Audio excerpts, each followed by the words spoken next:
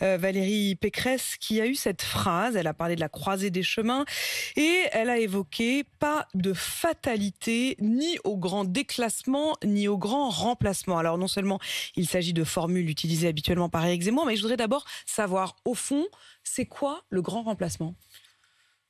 Le grand remplacement, moi, vous le savez, lors du congrès, on m'avait posé la question. Moi, j'ai pas peur des mots, des formules. Le grand remplacement, c'est l'étude du comité d'analyse économique de Matignon qui indique qu'il y a une modification de la population française, qu'il y a dans les Français aujourd'hui, il y en a beaucoup plus qu'auparavant, qui sont issus d'origine étrangère, puisque depuis plusieurs années, l'immigration a modifié, l'immigration de masse, l'immigration trop massive, a modifié la population. C'est un élément statistique. Après, il y a des connotations plus complotistes sur l'organisation qui, naturellement, n'ont rien à voir avec en tout cas, ce que dit cette analyse statistique. C'est une expression avec laquelle vous êtes à l'aise ?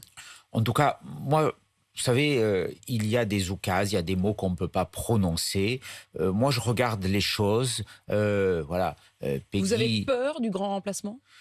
J'ai peur que notre société se modifie, que nos modes de vie, que notre culture, que notre identité soit par l'arrivée d'une immigration de masse avec une culture différente, modifie ce que nous sommes. Bien sûr, et ça a été le sens de ma campagne personnelle. J'avais intitulé ma campagne, j'avais mis ma campagne sous le signe d'une volonté que la France reste la France, qu'elle reste fidèle à ce qu'elle est. C'est la France du général de Gaulle.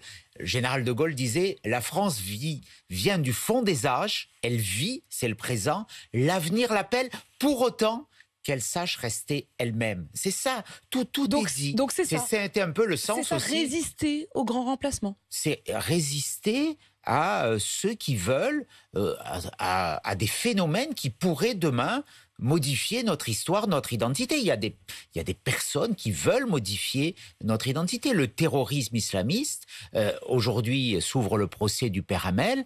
Ceux qui ont assassiné le père Hamel, ils s'étaient attaqués à la religion chrétienne, ils voulaient s'attaquer à un des symboles de ce que nous sommes, de nos racines, de notre identité. C'est un état des lieux.